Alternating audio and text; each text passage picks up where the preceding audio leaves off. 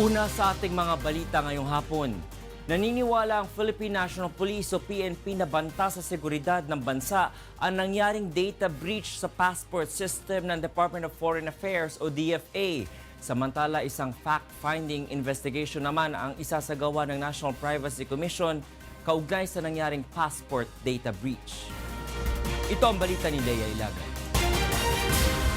Itinuturing na national security threat ng Philippine National Police o PNP ang pagnanakaw umano ng datos sa Department of Foreign Affairs o DFA ng dating kontraktor na humahawak sa passport system ng kagawaran. Not only the threat on national security but also the threat of our identities. No? Na napakarami na Pilipino na kumuha ng passport na nandun lahat ang iyong information. Ayon kay PNP Chief, Police Director General Oscar Albayalde, handang tumulong ang pambansang pulisya sa isasagawang investigasyon sa insidente. Pero ayon kay Albayalde, hindi pa nakikipag-ugnayan sa kanila ang DFA. Yes, we will be very much willing to help them. No? Sabi ko nga, it can be a threat to national security and also to the privacy of all the individuals concerned. We have the ACG, remember yung ating anti-cybercrime group.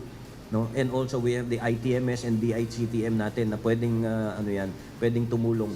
And of course yung ating CIDG kung kinakailangan talagang magkaroon ng active police operations. Ang grupong migrante na babahala sa naturang balita dahil nalalagay sa peligro ang passport holders at applicants, lalo na ang mga overseas Filipino workers o OFW. Anila, ang mga nakuhang pribadong impormasyon ng mga OFW ay maaaring magamit sa identity theft o iba pang iligal na aktibidad. Magsasagawa naman ng fact-finding investigation ang National Privacy Commission o NPC hinggil sa insidente. Bukas, ipapatawag ng NPC ang mga opisyal ng DFA para magpaliwanag sa issue. Tiniyak ng ahensya na papanagutin ang mga responsable sa umano'y data breach sa passport system. Maaaring makulong ng 6 na taon at pagmultahin ng 5 milyong piso ang lalabag sa Data Privacy Act of 2012. Lea Ilagan, UNTV, News and Rescue, Campo Crame. Samantala, nilinaw naman ni Department of Foreign Affairs Secretary Teodoro Locsin Jr. na hindi natangay ng dating kontraktor ng kagawaran ang data ng mga passport holders. Subalit, ang problema ay hindi umano ma-access ng DFA ang impormasyon ng ilan sa kanilang mga kliyente na nasa kanilang database. Ito ang balita ni Joanan. Ilang araw makalipas isiwalat ni Department of Foreign Affairs Secretary Teddy Boy Locsin Jr. na ninakaw umano ng dating contractor ng passport maker ang mga impormasyon ng mga passport holder. Nagbago ng pahayag ang kalihim sa naturang kontrobersiya. Sa kanyang Twitter post kaninang umaga, sinabi nito na hindi naman maaaring itakas o runawayable ang mga data ng passport holders. Sa halip ay naging inaccessible lamang ang mga ito. Sa Twitter post ng kalihim noong January 8, sinabi nito na itinakas o ninakaw umano ng dating kumpanyang gumagawa ng passport ang mga impormasyon ng mga passport holder. Ito'y matapos umanong i-terminate ng DFA ang kontrata ng kumpanya na ikinadismaya umano ng mga ito. Pinaniniwalaang ito ang dahilan kung bakit tinangay umano ng contractor ang data ng passport holders. Sa isa pang tweet, sinabi rin ni Locsin na nakausap niya ang Apo Production Unit Incorporated, ang kasalukuyang kontraktor ng kagawaran sa paggawa ng passport, at sinabing na-access nila ang data subalit corrupted na ang ilan sa mga ito. Nauna nang sinabi ni dating DFA Secretary Perfecto Yasay na misinformed umano si Locsin at pawang malisyoso at walang katotohanan ang mga paratang nito sa dating contractor. Sa kabila ng issue, marami sa ating mga kababayan ang hindi naman nahirapan na makapag-renew ng passport dahil nakapagdala naman ng mga ito ng kopya ng kanilang birth certificate. Subalit para sa ilan, hindi pa rin may aalis ang pangamba dahil sa posibilidad na magamit ang mga personal na impormasyon sa anumang uri ng scam. Kompleto po lahat. Hindi naman po, okay naman process. Opo, lahat po na-required. Pero hindi na natin maiwasan kasi yun po yung process eh. Tusunod lang po tayo sa tamang proseso. Yes, it's also timely and tricky because the government through the NPC is very particular on the pronouncements of data privacy and data protection, and now look who's not, I guess, on top of things, no, in keeping the sensitive information of the citizen secure, no. Joanano, UNTV News and Rescue, Pasay City. Hinihikayat ng Department of Education o DepEd na huwag nang magsilbi bilang Board of Election Tellers o BET ang mga guro na may mga kamag-anak na kumakandidato sa kanilang lugar. Ayon sa kagawaran, ito ay upang maiwasan ang anumang conflict of interest. Ito ang balita ni Aileen Cerudo. Iginiit ng Department of Education o DepEd na mananatiling non-partisan ang mga miyembro ng kagawaran, lalo na ang mga guro na voluntaryo magsisilbi sa eleksyon sa Mayo. Kaugnay nito, hinihikayat ng kagawaran ang mga guro na may kamag-anak na tumatakbo sa halalan sa kanilang lugar na wag nang magsilbi bilang Board of Election Tellers o BET upang maiwasan ang anumang conflict of interest. And this is precisely the reason for these policies that we are having, because they actively assist in the conduct of the electoral exercises. Kaya dinidemand talaga namin yung political neutrality. Ayon sa DepEd, magsusumiti sila ng panukala sa Civil Service Commission na ipagbawal sa mga guro na magsilbi bilang election tellers kapag may kumakandidatong kamag-anak. Ayon kay Secretary Leonor Briones, may mga guro na hindi talaga nagsilbi noong nakaraang eleksyon dahil may mga kaanak silang kandidato. Ang iba naman ay nagpalipat ng lugar na pagsisilbihan. Ayon naman kay Benjo Basas ng Teachers Dignity Coalition o TDC, ipinagbabawal talaga ang partisan political activities tuwing eleksyon. Aniya, kung sa tingin ng mga guro ay makakatulong ito sa partido o kandidato na kanilang susuportahan, may karapatan naman ito na mamili kung magsisilbi sa eleksyon o hindi. Basta lang matiyak na hindi gagamit ng resources ng gobyerno. Nagpapatawag ba siya halimbawa ng PTA meeting, tapos sasabihin niya na, mga nanay, mga tatay, ito ang iboto ninyo. Sa tingin ko naman, pangit naman yun. Pero ayon kay Basas, dapat bigyang kalayaan ang mga guro na mamili kung ano ang kanilang gagampanan sa darating na halalan. Yung right kasi ito, we cannot just tell the teachers not to campaign or not to volunteer kasi parang may preference kasi yung mga tao. Okay na kailangan ibigay natin sa kanya yung ganong karapatan. Aileen Cerudo, UNTV, News and Rescue. Seguridad ng publiko at ng buong bansa ang nais na tutukan ni Magdalo Party List Representative Gary Alejano sakaling manalo ito bilang senador. Bagamat kilala ang mambabatas na kritiko ng Administrasyong Duterte, nilinaw naman nito na sinusuportahan niya ang ilang programa ng Pangulo. Ito ang balita ni Ray Pelayo. Mula sa pagiging kinatawan ng Magdalo Party List sa Kamara, ay nais ituloy sa Senado ni Congressman Gary Alejano ang kanyang mga advokasya. Sinabi ng mambabatas sa programang Get It Straight with Daniel Razon na isusulong nito na magkaroon ng Pilipinas ng Department of Maritime and Oceanic Affairs. Ito ay ang tututok sa mga usapin sa mga karagatang nasasakop o may karapatan ang bansa. Isa si Alejano sa mga tumututol sa polisiya ng Administrasyong Duterte kaugnay sa issue sa West Philippine Sea dahil kulang umano ang ginagawa nito para mapaalis ang presensya ng China sa lugar. Tinututulan din ng mambabatas ang pagkakaroon ng joint exploration dahil mangangahulugan niya ito ng pagkilala ng Pilipinas sa karapatan ng China sa West Philippine Sea. Naniniwala si Alejano na aatras ang China kung ang magiging aksyon ng Pilipinas ay mangangahulugan ng pagkasira ng kanilang reputasyon.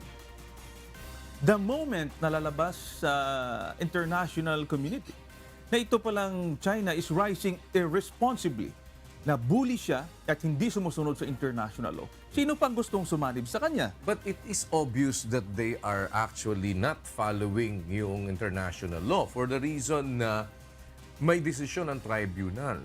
But are they respecting it? Kaya nga, depende. Sa kanila ho yan. Oo. Sa atin naman, we can rally the world against China. Ibig sabihin, we can use the ruling as our leverage. But it doesn't mean that we will close doors with China. Pero ayon kay Alejano, sa kabila ng kanilang mga pagtutol sa ilang programa at polisiya ng Administrasyong Duterte, ay may mga sinasang-ayunan naman sila, gaya na lamang ng modernisasyon ng armed forces, pagtaas ng sweldo, pagsasabatas ng national ID system, free irrigation at tertiary education.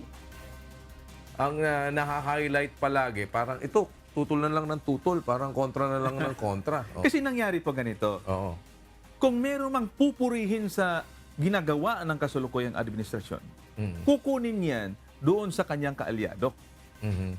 Pag meron namang pagbabatikos, pagpupuna sa kasalukuyang administrasyon, Sa inyo kukunin kasi kayo eh, opposition. walang magsasalitang kaalyado nila yon. Correct. Sa amin po yung kukunin. Kaya lumalabas na puro batikos lamang kami. Hindi po kami nandito para kontrahin just for the sake of kontrahin at pigilan ang kaunlaran ng ating bansa. Nais din ni Alejano na magkaroon ng pension system ang mga overseas Filipino workers. Ray Pilayo, UNTV, News and Rescue, Quezon City. Muling ipinag-utos ni Pangulong Rodrigo Roa Duterte ang pagsasagawa ng back-channel talk sa mga rebeldeng komunista. Isang aktivista at political detainee noong panahon ng martial law ang inatasan ng punong ehekutibo na pangunahan ang pakikipag-ugnayan sa Communist Party of the Philippines o CPP. Ito ang balita ni Rosa Licos. Inihayag ng dating administrator ng Philippine Coconut Authority at ngayon board member ng Movie and Television Review and Classification Board o MTRCB na si Avelino Andal na inutusan siya ni Pangulong Rodrigo Duterte na makipag-ugnayan sa mga kaliwang grupo para sa isang back-channel talks. Ayon kay Andal, naipaabot na nito sa kinauukulan ng nais iparating ng punong ehekutibo at positiboan niya ang pagtanggap ng mga rebeldeng komunista sa pinakahuling development na ito. Actually, napag-utusan ang iyong likod at utos mula sa presidente na kung maaari ay ma-resume ang pag-uusap sapagkat ang kanyang pinagtitiinan ay bilang presidente ay siya'y kaibigan at hindi kaaway ng sino man naging mga rebelde. Si Andal ay isang aktivista at political detainee noong martial law at dating kasama ng mga makaliwang grupo. Noong 2018, sinuspinde ng pamahalaan ng back-channel talks sa mga rebeldeng komunista dahil nais ng pamahalaan na suriin ang lahat ng kasunduang nilagdaan ng lahat ng administrasyon sa mga kaliwang grupo. Bagaman hindi naman kinumpirma ng Malacanang ang patungkol sa back-channel talks, positibo naman ang pananaw ni Presidential Spokesperson Salvador Panelo sa panibagong pagkakataong ito. But what is important to me is if there is one, then the CPP-NP at this time and for a change should listen to the president. And most likely they may finally listen to the urgings of the president. Rosa Licos, UNTV News and Rescue, Malacanang. Tiwala ang Malacanang na mahihikayat ang marami na suportahan ng Bangsamoro Basic Law o BBL dahil sa suporta ni Pangulong Rodrigo Roa Duterte sa naturang batas.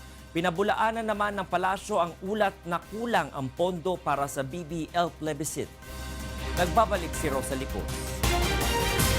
Kinumpirma na ng Malacanang ang pagbisita ni Pangulong Rodrigo Duterte sa Cotabato City sa January 18 upang sumali sa isang malaking rally at manawagan sa Bangsamoro at non-Muslim people na suportahan ang Bangsamoro Basic Law o BBL. Tiwala ang palasyo na maghihikayat ng Pangulo ang marami na suportahan ang BBL lalo't isa siya sa mga nagsusulong nito sa paniniwalang magiging daan ang naturang batas upang makamit ang pangmatagalang kapayapaan sa Mindanao. The president's voice is a powerful, influencing voice. Binigyang diin naman ni Presidential Spokesperson Salvador Panelo na kung anuman ang magiging desisyon ng nakararami hinggil sa BBL, igagalang ito ng punong ehekutibo. Sa January 21, isasagawa ang unang plebisito para sa BBL sa Autonomous Region in Muslim Mindanao, Isabela City, Basilan at Cotabato City. Samantalang sa February 6 naman sa mga bahagi ng Lanao del Norte at North Cotabato. Pinabulaanan naman ng Malacanang ang pahayag ni House Majority Leader Rolando Andaya Jr. na hindi nagtalaga ng pondo si Budget Secretary Benjamin Jokno para sa BBL plebiscite. Tiniyak ni Panelo na sapat ang pondo para sa paparating na halalan. This statement is misplaced and without basis. There are funds for the plebiscite. Rosa Licos, UNTV News and Rescue, Malacanang. Magpupulong ngayong gabi ang liderato ng Senado at Kamara upang talakayin ang panukalang buwagin na ang road board. Hindi ngayon nagkakaunawaan ang dalawang kapulungan ng Kongreso dahil sa pagbawi ng bagong liderato ng Kamara sa panukalang pagbuwag sa road board.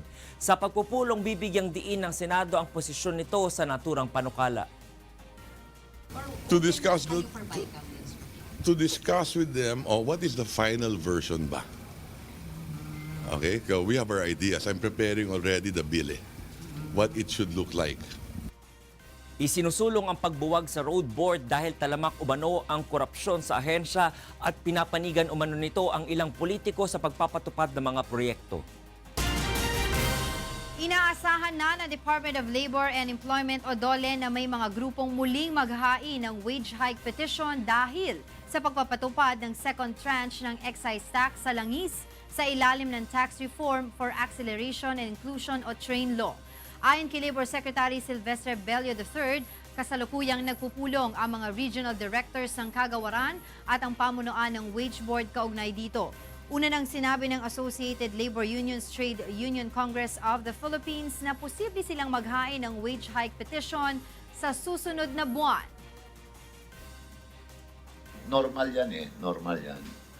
Lalo-lalo na ngayon at election period, alam mo, may mga ganyang mga advocacies to attract voters. Pero expected naman yan. And we always listen to them. Kung sabi nga nila, under the law, wage adjustment comes only once a year. Mamaya na ang inaabangang 4th Wish Music Awards. Star-studded ang masasaksihan ng Wish fans dahil sa performances ng ilang local at international artists. Ito ang balita ni Leslie Longboa.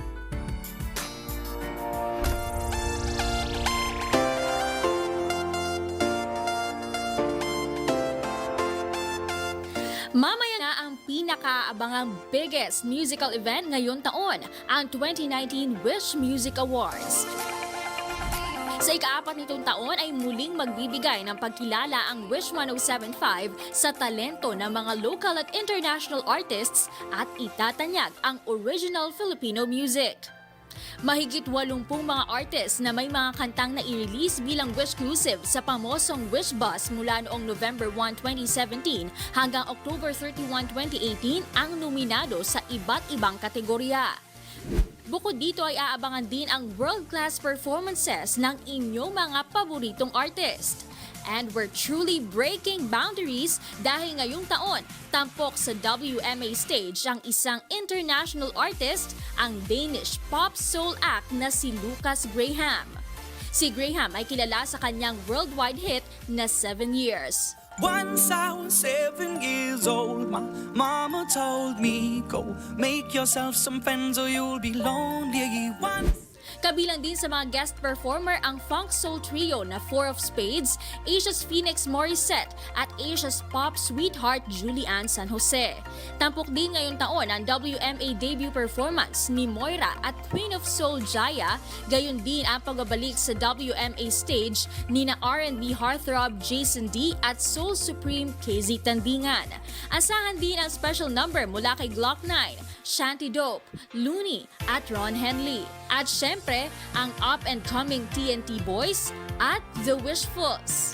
At syempre, katulad ng nakalipas na 4 na taon, hindi mawawala ang pagkakawang-gawa na siyang puso ng Wish 1075. Dahil kasamang magwawagi ng mga artist ang kanilang mga mapipiling beneficiary. Isasagawa ang 4th Wish Music Awards sa Smart Araneta Coliseum mamayang alas 7 ng gabi. Leslie Longboan, UNTV News and Rescue, Philippines. Nagpaalala ang Department of Transportation o DOTR at Manila International Airport Authority o MIAA sa mga magtutungo ng Hong Kong na iwasan ang pagdadala ng mga ipinagbabawal na gamit, partikular ang stunning devices. Paliwanag ng MIAA, itinuturing ng Hong Kong government na arms o armas ang mga ito sa ilalim ng kanilang Firearms and Ammunition Ordinance kaya hindi ito dapat makita sa carry-on o check-in luggage ng mga pasahero. Ginawa ng ahensya ang panawagan matapos maharang ng Hong Kong authorities ang isang Filipino student na patungo sanang Canada noong January 8 matapos makita sa kanyang check-in luggage ang isang extendable baton. Payo ng MIAA sa publiko, siguraduhin na walang lamang ipinagbabawal na gamit ang bag upang makaiwas sa abala. Maaari namang bisitahin ang website ng Office for Transportation Security para sa listahan ng mga ipinagbabawal na gamit. Pinangangambahan ng mga residenteng apektado ng nangyaring sunog sa Obando, Bulacan ang pagkalat ng sakit sa evacuation center. Nananawagan din ng tulong sa pamahalaan ang mga ito. Ito ang balita ni Nestor Torres. Walang maayos na matutulugan at siksikan kasama ng mga naisalbang gamit. Mainit at problema ang tubig at palikuran. Ilan lamang ito sa idinadaing ng mga nasunugan sa Barangay Paliwas, Obando, Bulacan na kasalukuyan ngayong nagtitiis sa evacuation center. Mahigit 100 bahay ang nasunog at 176 na pamilya ang apektado ng sunog na nangyari noong Sabado ng gabi. 71 pamilya sa mga ito ang nananatili sa evacuation center dahil walang ibang malilipatan o pansamantalang matutuluyan. Ayon sa mga evacuees, hindi sila tatagal sa ganitong sitwasyon sa evacuation center. Nangangamba rin sila na magkaroon ng sakit, lalo na ang kanilang maliliit na anak. Kung yung iba ho sa amin, baka sa sementeryo matulog, magpapakalat-kalat ho iba. Eh di naman ho kami pang pwedeng matagalan po dito. Mahirap po dito, minsan ang tubig ho nanggagaling pa ho sa kabilang building. Tsaka po gantong kasikip, usually po marami yung magkakasakit. Magkakahawa-hawa po yung mga bata. Marami naman sa mga nasunugan ang bumalik pa sa kanilang mga bahay. Nagbabaka sakali pa rin na may makuha pa silang gamit. Ang iba naman, naghahakot ng yero at ibinebenta ito sa halagang 3 piso kada kilo para sa kanilang panggastos at pagkain. Bibenta sa junk shop po yan. Yung kalakal na mga sira na yero na hindi na pakinabangan para pambili ng bigas o... Samantala, nagtungo naman kahapon si former Assistant to the President Christopher Bongo sa mga nasunugan. Namahagi ito ng mga damit, kumot, pagkain at financial assistance. Ang may-ari po ng lupa rito ay pribado. Mahirapan na po sila bumalik. Ngayon, nag-offer po si Mayor, may lupa po siya. At pwede paglalagyan ng housing. Doon po papasok ang papakiusapan natin ng NHA. Kung pwede tingnan nila yung lugar, qualified naman po, maglagay sila ng housing. Umaasa naman ang mga informal settlers na hindi sila bibiguin ng pamahalaan na matulungan sa kanilang malilipatan. Nestor Torres, UNTV News and Rescue, Bulacan. Nagpasok ng not guilty plea si Senator Antonio Trillanes IV sa kasong libelo matapos ang arraignment kanina sa Davao City Regional Trial Court. Muling iginiit ng senador na paraan lamang ng Duterte administration ang naturang kaso upang siya ay gipitin. Isinampa ni presidential son at dating Davao City Vice Mayor Paulo Duterte ang kaso kasunod ng paratang ni Trillanes na sangkot siya sa smuggling ng shabu at sa pangingikil sa mga ride-sharing companies gaya ng Uber. Lahat po ito ay mga harassment cases na fina-file sa akin nitong administrasyon na ito. Pero nandito tayo ngayon sa Davao para harapin ito. Para pakita natin na hindi natin tinatakbuhan o tinatalikuran yung mga ganitong mga hamon. Sa ibang balita, inilagay na sa kontrol ng Commission on Elections o COMELEC ang Cotabato City at Bayan ng Daraga Albay kaugnay ng paparating na halalan sa Mayo. Ayon kay COMELEC spokesperson James Jimenez, agad itong ipatutupad oras na mailathala na ang resolusyon ng COMELEC tungkol dito. Magtatagal naman ang COMELEC control sa Cotabato City at Daraga Albay hanggang sa pagtatapos ng election period sa June 12. Ipinababalik ng isang senador ang 16 billion pesos na tinapya sa panukalang budget ng Department of Health o DOH. Nakalaan ang tinapyas na pondo sa pagtatayo at pagsasaayos sa mga ospital at barangay health centers sa buong bansa. Ito ang balita ni Nel Baribuho. Pinunan ni Senate Minority Leader Franklin Drilon sa plenaryo ng Senado ang pagtapyas ng Department of Budget and Management sa panukalang budget ng Department of Health. 109.8 billion pesos ang inilaan sa DOH sa 2018 budget pero ginawa itong 74.1 billion pesos ng DBM sa panukalang budget ngayong taon mas mababa ng 36 billion pesos. Maapektuhan anya dito ang nakalaang pondo para sa pagtatayo ng mga barangay health centers at pagsasaayos ng mga government hospital. The DBM should and the Office of the President should take action on the bureaucracy, not sacrifice public health by slashing the budget. Una na ring ipinaliwanag ng DBM na ang pagtapyas ng pondo para sa Health Facilities Program ay dahil na rin sa mabagal na paggastos ng pondo ng ahensya sa nakaraang mga taon. Nais naman ni Senator Trilon na maibalik sa DOH ang nasa 16 billion pesos. Ilang reforma naman ang ipatutupad ni DOH Secretary Francisco Duque upang mapabilis ang konstruksyon ng mga health facilities. At magiging malaking tulong anya kung maibabalik ang pondo para sa programang ito. Mababawasan kasi alam mo naman ang dahilan kung bakit nagkakapunuan ng pasyente sa mga ospital kasi walang downstream delivery unit for primary care. Samantala, pinag-iisipan naman ng ilang senador kung maaaring tanggalin ang kino-question nilang 75 billion pesos na idinagdag ng DBM sa panukalang budget ng Department of Public Works and Highways o DPWH at kung maaari itong ipandagdag sa pondo ng DOH o sa iba pang programa ng pamahalaan. I'm sure maraming listahan ng DPWH. Why not ask the DPWH? O sige, o 75 yan. Maybe naman yung 16, 20 bigyan natin sa health. O yung 50. Gumawa ka nga listahan, tignan natin. Kaya nga pag-iisipang mabuti na put into good use yung paglalaanan. Kesa naman sa bayaan nating naandyan yung 75 billion pesos na hindi alam ng DPWH kung paano gagastusin. Nagpapatuloy sa ngayon ang pagdinig ng Senado sa panukalang budget. Sa Pebrero, bago mag-session break, ay naasahang mararatipikahan na ng Kongreso ang 3.75 trillion peso 2019 proposed budget. Nel Maribuhok, UNTV News and Rescue, Senate of the Philippines. Kumpleto na ang top 4 Wishcoveries ng Camp Noel Cabangon na sasabak sa semifinals ng Wishcovery Season 2, The Singer and the Song. Ito ang balita ni Leslie Longboen.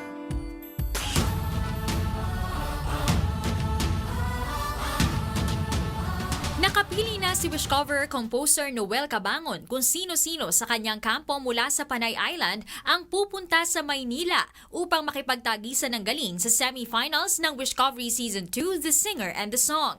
Ito ay matapos ang makabagbag damdaming elimination sa pagitan ni Anthony Haliores at Seji Arlos.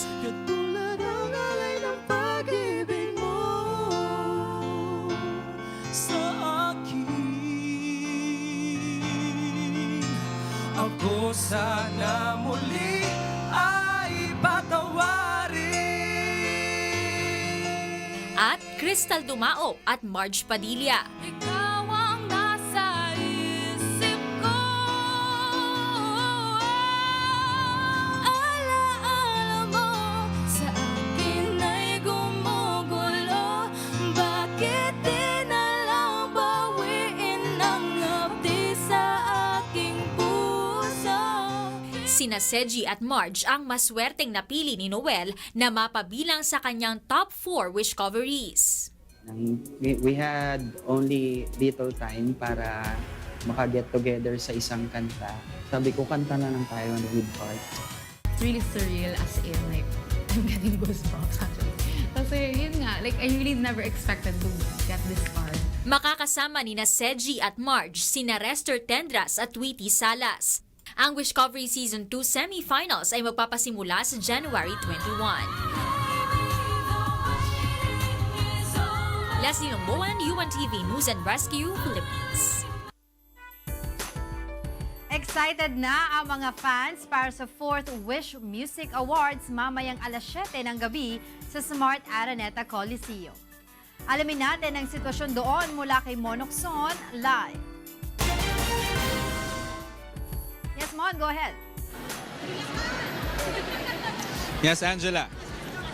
Handang-handa na yung ating mga wishers para sa Wish Music Awards ngayong gabi. At kung makikita mo naman sa aking likuran, nandito yung ilan sa mga fans ng iba't ibang mga foreign at local artists para suportahan syempre itong gaganaping Wish Music Awards. At isa sa pinaka-inaabangan ngayong gabi ay syempre yung mga mabibigyan ng parangal dahil ito ay Wish Music Awards. Depende doon sa mga kategory na masasabi natin later mamaya dito sa ating programa. Pero try nating makausap yung iba nating mga wishers dito para matanong sino ba yung bet nila na manalo ngayong gabing ito. Pero ito. Hello. Oh, tagasan kayo? Cavite po, Cavite. Cavite, okay. Sino yung gusto mong manalo sa gabi ito sa Wish Music Awards? Siyempre, yung idol ko si Morissette. Oy.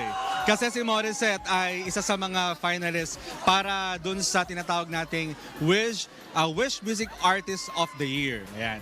Tatanungin natin ito. Okay. Ayan, ito. Ano pangalan mo? Sashu po. Sashu. Ayan, sige. Sino gusto mo manalo dun sa mga Wish Music Artist nominees? Morissette! Morissette din. 2 points na ha. Ayan, sino ba sinusuportahan nyo? Morissette! Ayan, Morissette daw. Sige. Ano tayo? Kay Julie. Okay. Julie, halika rito. Ay, ikaw na. Ano pangalan mo? Eileen po. Ayan, sinong gusto mong manalo bilang Wish Music Artist ngayong gabi? Julian San Jose! Ayan ha, meron na. Go, Julie! Go, Julie! We love you! Julie! So nakita mo naman yung tension dito, marami ng tao, pero maghanap pa tayo ng ibang mga kausap natin. Nandito. Oh, tagasat kayo! Natakot. Pero isa dito, Angela, ipakita natin kasi hindi pa dumadating yung ibang mga artists, hindi pa dumadating. Pero kung ang ibang mga award-giving body ay merong red carpet, ang Wish Music Awards, meron tinatawag na orange carpet. Ayan. So dito sila lalakad pag merong mga dumadating na mga music artists. Ayan. Ganda, di ba? So ngayon, maraming iba't ibang categories yung paglalaban-labanan itong mga music artists dito sa Pilipinas siya na. Pero ang isa pang pinakaabangan ngayon ay yung performance ng isa sa mga foreign artists na si Lucas Graham. So kanina nag-rehearse siya at iba pang mga artists para dun sa ating mga performance na mangyayari ngayong gabi. Ito may dumating din na mga bago ngayon. At aabangan pa rin natin ibang pang mangyayari mamaya. At syempre, may isa pa pala na dapat abangan natin yung ilo-launch ngayong gabing ito pero hindi ko napapanisin yan dahil bahala na si Kuya Daniel mag-announce mamaya dun sa iba pa nating mga activities ngayong gabi. So ayan, marami na mga tao dito. Hello! Hi! Ayan.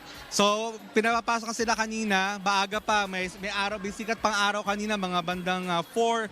Marami ng tao dito sa Smart Araneta at mga bandang 4:30 bago mag-5 ay pinasimulan ng papasukin isa-isa yung mga tao. So inaasahan natin na magiging jam-pack na naman ang buong Smart Araneta Coliseum. Hindi na naman mahulog ang karayom dahil dito sa biggest musical event ngayong taon, ang Wish Music Awards. So yun muna latest mula dito sa Smart Araneta Coliseum. Balik sa inyo sa studio. Maraming salamat sa iyo dyan, Monokson, at good luck. Live po siya nagulat mula sa Araneta Coliseum.